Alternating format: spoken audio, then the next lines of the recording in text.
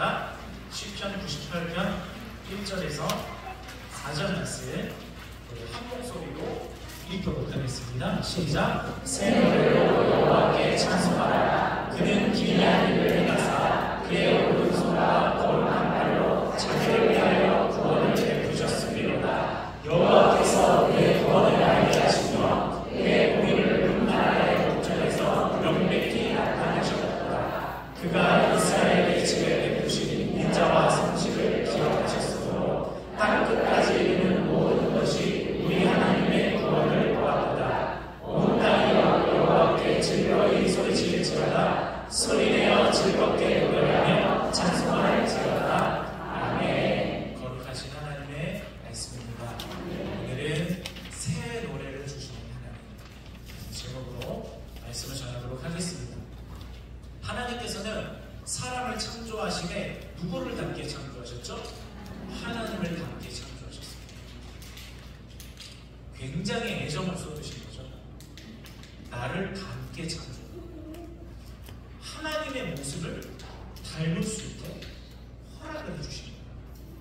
하나님께서는요, 나 이외에 다른 우상을 섬기지 말라 말씀하셨습니다. 어떤 형상도 만들지도 말라 하나님께서 그러셨거든요. 그만큼 하나님께서는 하나님의 자리를 누군가가 도전하는 것을 용납치 않으세요. 하나님을 닮으려고 시도하는 것, 하나님을 흉내내려고 시도하는 것, 하나님은 그걸 용납하지 않으세요. 근데 사람에게 허락하셨어요. 하나님을 닮을 수 있게 하셨어요. 왜 그러느냐? 하나님은 우리를 단순한 피조물로 만드신 것이 아니라 우리를 낳으신 거예요. 하나님께서 우리를 그냥 만들었다기보다 우리를 하나님께서 낳으신 거예요. 그래서 우리는 하나님의 자녀가 될 수 있는 겁니다. 하나님을 닮게 창조됐어요. 사실 우리는 흙더미에 불과했죠. 흙반죽에 불과했습니다.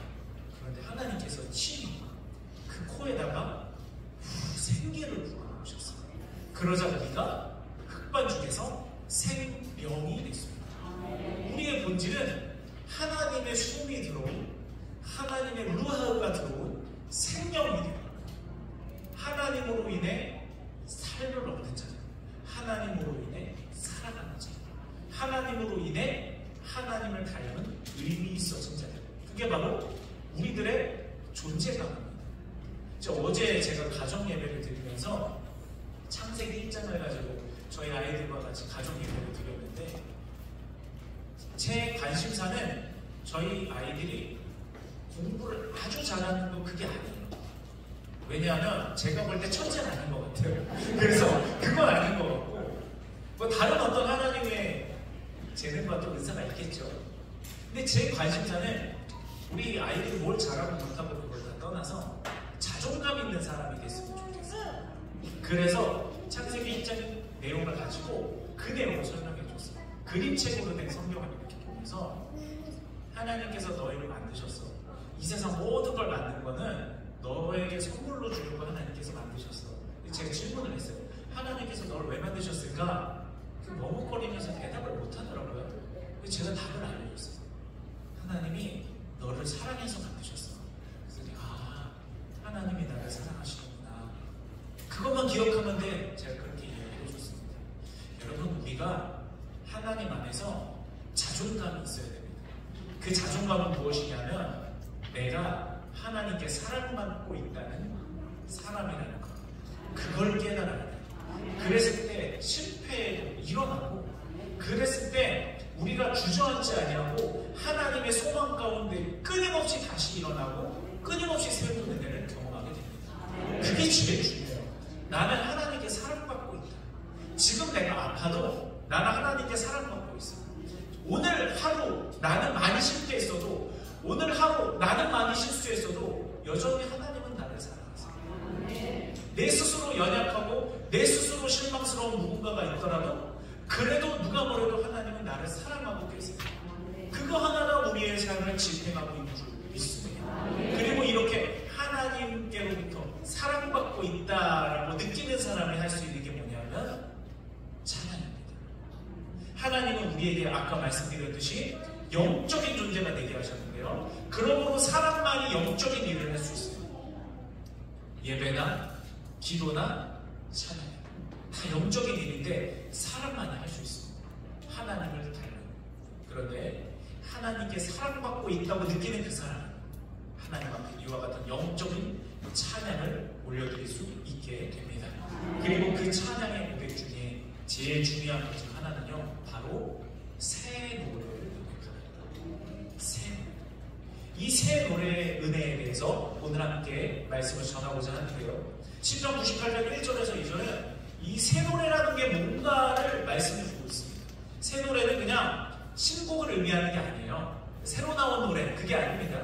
새 노래란 무엇입니까? 새 노래로 여호와께 찬송하라. 그는 기이한 일을 행하사 그의 오른손과 거룩한 팔로 자기를 위하여 구원을 베푸셨음이니라. 여호와께서 그의 구원을 알게 하시며 그의 공의를 문나라의 목전에서 명백히 나타내셨도다. 아멘. 새 노래라는 것은요, 하나님을 알기 전에, 하나님께서 내 삶에 구원을 베풀어 주시기 전에, 그때는 몰랐었는데 하나님이 나에게 구원을 베풀어 주시고 내 삶에 쑥 들어와 주셔서 좋은 일을, 선한 일을, 특별한 일을 행하시고 내 삶을 행복하게 하는 일들을 행하시고 인도하시고 지켜주시고 이와 같은 구원의 일을 경험한 사람이 고백할 수 있는 노래가 바로 새 노래입니다. 이 말씀에서 볼 수 있듯이 새 노래를 고백할 수 있는 사람은요, 반드시 조건이 있어요. 뭐냐면 구원의 은혜를 받아요. 내가 하나님께로부터 구원받고 거듭나고 하나님이 나를 삶에서 끊임없이 건져주시고 도와주시고 해결해주시는 은혜들을 경험한 사람은 하나님을 향해 새로운 노래를 부를 수 있다는 것입니다. 이전에 불렀던 노래랑은 차원이 달라요. 하나님을 알기 전에 불렀던 노래와는 완전히 다른 노래예요. 하나님을 아는 사람만이 부를 수 있는 노래, 하나님의 구원을 맛본 사람만이 부를 수 있는 노래, 그 사람만이 고백할 수 있는 간증, 그게 바로 새로운 노래라는 것입니다. 사랑하는 여러분, 태양이 뜨면 환해지는 것처럼 구원을 받으면 자연스럽게 하나님의 하나님 되심을 인정하게 되고요, 하나님께서 우리의 삶에 행하신 일들을 노래하게 되어 있습니다. 내가 그것을 주체할 수가 없어요. 하나님을 자랑하지 않고는 견딜 수가 없어요. 하나님을 이야기하지 않고서는 참을 수가 없어요. 그게 바로 새로운 노래의 고백을 가진 자의 특징입니다. 여러분, 이 새 노래는요, 우리가 거듭났을 때만 하는 게 아니에요. 우리 전부 다 구원을 받았는데 옛날 옛적에 조금 전에 내가 구원받았을 때만 불렀던 고백, 그것만 새 노래가 아니에요. 하나님은요, 우리의 삶에 끊임없이 구원의 역사를 일으키십니다. 계속해서 건져주시고 계속해서 도와주시고 계속해서 우리의 삶을 하나님의 은혜로 바꿔가세요. 우리 투수 중에 어려운 중에 나온 투수를 구원 투수라고 하지 않습니까? 마찬가지예요. 하나님은 우리의 삶에 거듭나게 하셨던 그 은혜뿐만이 아니라 계속해서 구원의 은혜를 베푸십니다. 그랬을 때 우리는 계속해서 새 노래를 할 수 있는 거예요. 새로운 간증을 할 수 있고 새로운 고백을 할 수 있게 되는 것입니다. 저는 여기 모인 우리 여러분들이 끊임없이 새로운 노래가 나왔으면 좋겠어요. 새로운 고백이 나왔으면 좋겠어요. 하나님을 오늘 자랑했는데 조금 이따 자랑할 일이 또 생겨요.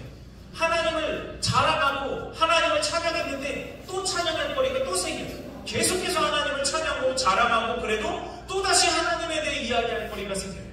그와 같이 새 노래가 넘쳐나는 삶이 우리 육교회 성도님들의 삶이 되기를 주님의 이름으로 축복합니다. 성경에서는 이런 새로운 노래를 불렀던 사람들의 이야기들이 많이 있습니다. 그 고백들을 살펴보면서 우리가 이렇게 새 노래를 불러야 되는구나 라고 깨닫기를 바랍니다. 먼저 모세의 새 노래를 살펴보도록 하겠습니다. 출애굽기 15장 1절에서 2절을 보면 홍해 바다를 건넌 다음에 모세가 불렀던 새로운 노래. 항상 새 노래는 구원을 경험한 다음에 부른 노래가 새 노래라고 이야기했죠. 그 구원을 경험한 다음에 모세가 불렀어요. 이때 모세와 이스라엘 자손이 이 노래로 여호와께 노래하니, 이 노래가 바로 새 노래예요. 내가 여호와를 찬송하리니 그는 높고 영화로우시며 말과 그 탄자를 바다에 던지셨음이로다. 여호와는 나의 힘이요 노래시며 나의 구원이시로다. 그렇죠? 새 노래는 항상 구원이 포함돼요. 그는 나의 하나님이시니 내가 그를 찬송할 것이요 내 아버지의 하나님이시니 내가 그를 높이리로다. 아멘. 이 고백이 바로 있기 전에 이스라엘 백성들은요, 앞에는 홍해바다, 뒤에는 이집트 병사들이 따라오고 있어요. 진퇴양난이죠. 바다로 뛰어들 수도 없고, 그냥 나를 죽이려는 사람한테 나 죽이십시오, 내 몸을 들이밀 수도 없고, 진퇴양난이에요. 그랬을 때 백성들이 뭘 했냐면 하나님께 원망했어요. 이집트에 매장지가 없어서, 시체 묻을 곳이 없어서 우리를 이 광야로 끌어내서 여기서 죽이려고 우리를 끌고 왔느냐? 하나님과 모세를 향해서 원망했어요. 근데 하나님은요, 하나님을 원망하는 그들을 위해서 구원의 은혜를 베푸십니다. 얼마나 감사한지 몰라요. 우리의 삶에도 하나님을 원망하고 불평할 때가 있어요. 그런데 하나님은 우리를 위해 은혜를 베풀어 주세요. 우리가 아직 죄인되었을 때 우리를 위해서 사랑이 되신 거죠. 하나님은 우리를 그렇게 사랑하세요. 그리고 은혜를 베풀어 주세요. 참아주세요. 그 원망 가운데 이스라엘 백성들이 바다가 갈라지는 것을 경험합니다. 성경을 보니까 마른 땅을 건넜대요. 진창에 빠지면 겨우겨우 건넌 게 아니라 마른 땅을 건넜대요. 그리고 뒤따라오던 이집트 병사들을 하나님께서 홍해바다로 덮어주셔서 그들이 더 이상 이스라엘 백성들을 추격하지 못하게 만드셨습니다. 그 다음에 한 노래가 바로 이 노래. 사랑하는 여러분, 하나님은 우리를 반드시 구원하세요. 믿으십니까? 하나님은 우리를 반드시 도와주세요. 믿으십니까? 왜냐하면요, 우리를 도와주지 않으실 거면 구원하지도 않으셨어요. 구원했다는 건 우리를 책임지시겠다는 뜻이에요. 우리를 위해 은혜 베풀지 않으실 거면 아예 처음부터 구원도 안 하셨어요. 구원하신 순간 하나님께서 끝까지 우리를 책임져서 은혜 베푸시고 도와주시고 하나님 나라까지 인도하기로 하나님께서 결심하시는 거예요. 그래서 원망 가운데도 하나님을 위해 구원을 베푸시는 거예요. 하나님 스스로 결심하셨기 때문에. 그러므로 여러분, 우리가 이 세 노래 가운데 깨달아야 될 것은요, 이스라엘 백성들은 원망하다가 그 노래가 새 노래로 바뀌었어요. 우리의 노래는 그렇게 되지 않기를 원합니다. 원망하다가 한없이 긍휼이 많으신 하나님으로 인해서 새 노래로 바뀌는 게 아니라 우리는 하나님께 감사하고 있다가 새 노래로 바뀌기를 원합니다. 하나님을 찬양하고 있다가 새 노래로 바뀌기를 원합니다. 하나님을 기대하고 있다가 그것이 새 노래로 바뀌기를 원합니다. 우리 모두는 하나님을 변함없이 한결같이 찬양의 예배를 올려드리는 사람들, 홍해바다를 마주할지라도 그 홍해바다를 만드신 하나님을 기억하면서 우리의 찬양을 한결같게 주님의 이름으로 축복합니다. 다음으로 바울과 신라의 새 노래를 함께 살펴보도록 합니다. 바울과 신라가 빌립보라는 곳에서 복음을 전할 때 이야기합니다. 거기에는요, 한 노예가 있었어요. 여자 노예가 있었는데 그 여자 노예는 귀신 들린 여자 노예였어요. 근데 그 노예의 주인들이 많았어요. 보통 노예의 주인은 한 명이잖아요. 그쵸? 근데 그 노예의 주인들이 많이 있었어요. 그걸로 보니까 아마 그 여자 노예의 가치가 굉장히 높았던 걸로 생각이 됩니다. 왜냐하면 그 여자 노예는, 귀신 들린 여자 노예는 무당이 점치는 것처럼 점을 치면서 많은 돈을 벌어다 준 거예요. 그러니까 주인들은 이 여자 노예가 귀신 들려 괴로워하는 말든 이 여자 노예를 통해서 많은 돈을 벌어오는 것에만 관심이 있었어요. 근데 하나님께서 제일 싫어하시는 것은 그 사람을 인격적으로 보지 않는 걸 제일 싫어하세요. 왜냐? 하나님은 하나님의 형상대로 사람을 창조했기 때문에. 그러므로 사람을 인격적으로 대하지 않는다는 것은 그 사람을 창조한 하나님을 모욕하는 것으로 하나님을 생각하세요.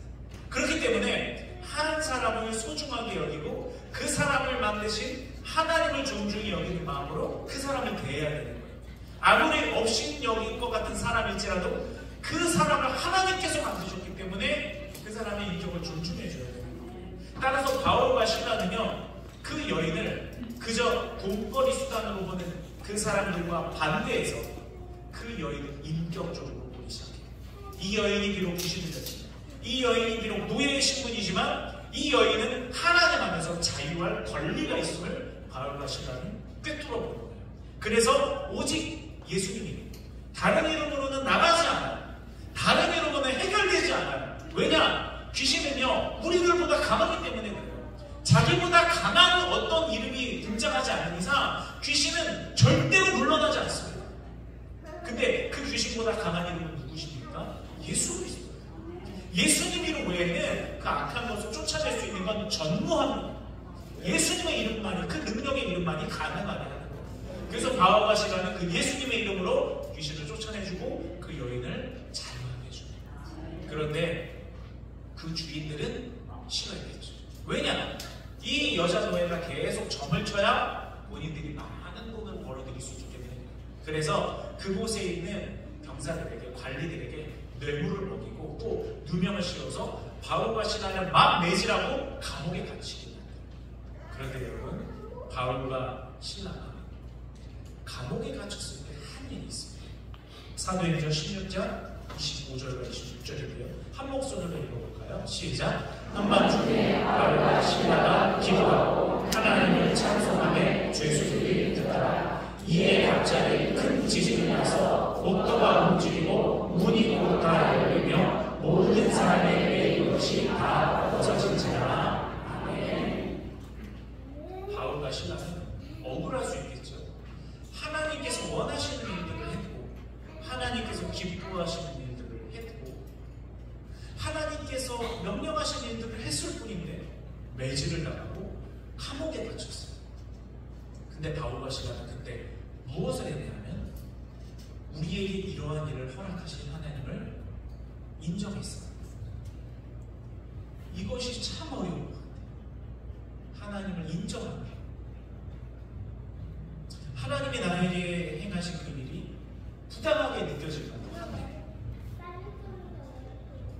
그 일에 대해서 하나님께서 잘못하셨다고 항변할 수 있는 많은 주장들이 내 안에 가득 차 있는 거예요. 그럼에도 불구하고 하나님을 인정해요. 하나님께서 내 삶에 허락하신 것을 받아들여요. 그리고 찬양하기 시작합니다. 그런데 그 찬양 때문에 하나님께서 옥토가 흔들리게 하시고 감옥문이 열리고 찬양했던 바울과 실라만의 족쇄가 벗어지게 하는 그 찬양이 울려 퍼진 곳에 모든 사람의 족쇄가 다 벗겨지게 했어요. 그때 바울과 실라는 깨달았습니다. 아, 하나님께서 여기에 복음이 있게 하시고 여기에 찬양이 있게 하시고 우리를 보내주셨다. 네, 하나님. 그 하나님의 뜻을 위해서라면 우리가 고통받겠습니다. 하나님께서 그러한 뜻을 가지고 바울과 실라, 너희들이 나를 위해 가서 좀 그곳에서 고난받아야 되겠다. 너희들이 나를 위해서 가서 거기서 좀 순환을 받아야 되겠다. 네, 주님, 우리가 가겠습니다. 그래서 거기서 찬양하고 고백하게 된 것입니다. 자, 그러자 바울과 실라를 통해 그곳에 있는 많은 사람들이 하나님의 구원을 경험했고요. 또 바울과 실라가 그곳에서 나가지 않고 기다려주죠. 왜냐하면 그곳에 간수장을 구원하기 위해서. 간수장은 죄수들이 풀려났기 때문에 자기가 책임을 지고 죽음으로 그 목숨값을 대신 갚아야 돼요. 그 당시에는요, 죄수가 풀려나면 간수가 그 죄수의 목숨값을 자기 목숨값으로 대신 지불을 해야 돼요. 그래서 자결을 하려는데 그때 하나님께서 바울과 실라의 마음을 통해서 그것을 막아주시고 결국에는 구원받게 하시고 또 바울과 실라를 통해 그곳에 있는 많은 사람들이 하나님을 알게 하셨습니다. 이 세 노래의 특징이 있습니다. 뭐냐면 하나님의 은혜의 결과가 나타난 후에야 부른 노래가 아니에요. 하나님께서 반드시 선한 역사를 이루실 것을 믿고 미리 기대하고 그 전부터 새 노래를 이미 부르고 있습니다. 그 다음에 구원의 역사가 일어나게 될 겁니다. 여러분, 우리가 해야 될 두 번째 새 노래는요, 어떠한 좋은 결과가 나타나야만, 내가 원하는 어떤 좋은 상황이 나타나야만, 내 소원이 이루어져야만, 그때서야만 나오는 새 노래도 너무너무 중요하지만, 그 일이 일어나기 전에 하나님을 신뢰할 수 없는 상황일지라도 그때부터 하나님을 미리 신뢰하고, 하나님을 미리 인정하고, 하나님을 미리 기대하고, 하나님께 모든 결과를 내어 맡기는 하나님을 향한 굳건한 믿음으로 계속해서 새 노래를 행하는 우리 모두가 되기를 주님의 이름으로 축복합니다. 어떤 좋은 일이 있어야만 새 노래가 나오는 게 아니라, 하나님, 선하신 하나님의 결과를 믿고 지금부터 새 노래를 미리 시작하는 우리 모두가 되기를 축복합니다. 말씀을 결론 맺겠습니다. 여러분들이 바로 이 새 노래의 주인공입니다. 왜냐하면 하나님의 성경 말씀에 기록되어 있고, 이것을 믿는 자들은 다 그 일이 그대로 이루어질 것이기 때문에 그렇습니다. 여러분에게 하나님께서는 구원의 은혜를 베풀어 주셨고, 또 앞으로도 베풀어 주시면서 계속해서 새 노래가 나오게 하실 것입니다. 하나님을 자랑하고 자랑해도 또 자랑할 거리가 나오게 하실 것입니다. 그것을 믿고 이 새 노래가 나의 어떤 간증, 그거 하나로만 머무는 것이 아니라, 내가 부르는 그 새 노래로 인해서 이 새 노래를 듣는, 이 간증을 듣는 다른 누군가, 내 가족에서부터 시작해서 내게 맡겨진 사람들이 다 하나님을 인정하고 구원받게 되는 역사까지로 일어나게 되기를 주님의 이름으로 축복합니다. 우리 본문의 3절에서 4절 말씀에 보면요, 그가 이스라엘의 집에 베푸신 인자와 성실을 기억하셨으므로 땅끝까지 이르는 모든 것이, 우리에게 베푸신 구원 때문에 땅끝까지 이르는 모든 것이 다 하나님의 구원을 보게 됩니다. 온 땅이여 여호와께 즐거이 소리칠지어다, 소리내어 즐겁게 노래하며 찬송할지어다. 내가 찬송했을 때 나에게만 은혜가 이루어지는 것이 아니라, 바울과 시라처럼 그곳의 모든 사람들의 족쇄가 풀어지는 거죠. 우리의 새 노래가 바로 그와 같은 능력을 가질 줄로 믿습니다. 그리고요, 이 새 노래를 시작하는 구체적인 방법에 대해 알려드릴게요. 빌립보서 4장 6절에서 7절 말씀입니다. 하나만 읽어주시면요, 빌립보서 4장 6절에서 7절 말씀 함께 읽겠습니다. 시작.